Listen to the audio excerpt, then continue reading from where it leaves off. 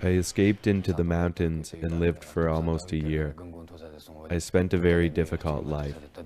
I hid in the mountains and sometimes slept on the bare ground. 24-year-old Jamyang Jinpa and two fellow Tibetan monks went on the run after embarrassing the Chinese government during a state-sponsored media tour in April 2008. As foreign and Chinese journalists toured the Labrang Monastery in Xiahe, Jamyang and about 15 other monks unfurled a forbidden Tibetan flag and several banners. One monk told reporters in Chinese, "We have no human rights."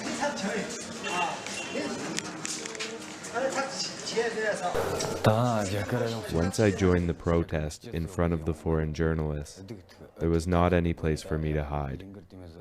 The Chinese government would always be tracking me, and there was a danger to be imprisoned or tortured, so I escaped to the mountains for more than a year.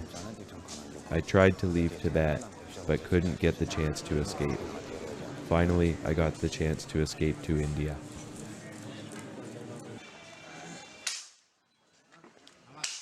Using fake ID cards and traveling in secret, Jamyang and his friends eventually made it across the border to this refugee center in Dharamsala, India, where the Dalai Lama lives in exile. Jamyang's story is a window into the aftermath of what was the largest uprising among Tibetans in decades.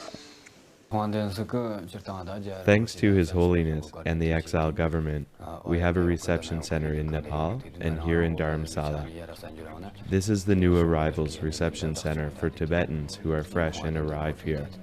They are welcomed by the center and His Holiness. Temporarily, I stay here until things are completed, so we are temporarily waiting and relaxing here.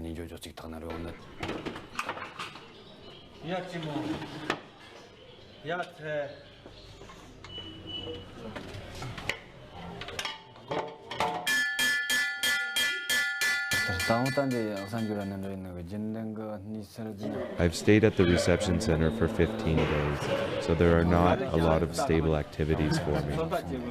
I usually get up and pray for an hour or two, then I go to the temple. Sometimes I meet with friends who arrived here earlier and talk about things related to Tibet.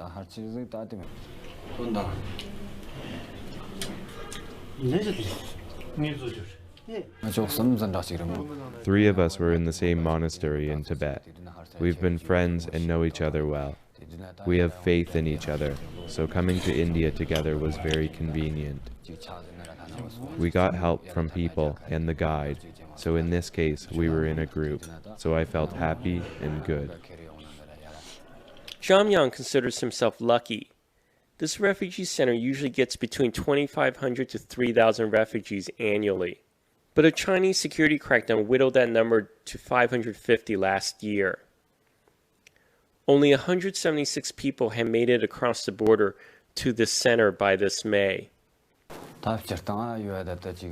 Actually, I miss my friends and family in Tibet, but I try to bury my feelings. There are many people who helped us out and worry about us. They cried for us and are still concerned over our situation. At the moment, I can't return to Tibet, but I don't know about the future.